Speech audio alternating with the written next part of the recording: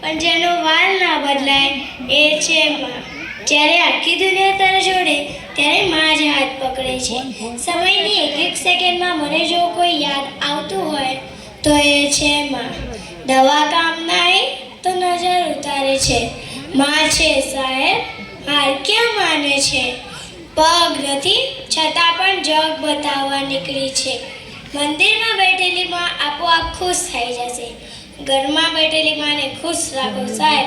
જ્યારે માં રડે છે ત્યારે ઈશ્વરને પણ રડવું આવે છે. એક માં જ છે જે તમને જીવન આપે છે અને જીવવાનું શીખવે છે. છેલ્લે એટલું જ કહું કે મીઠા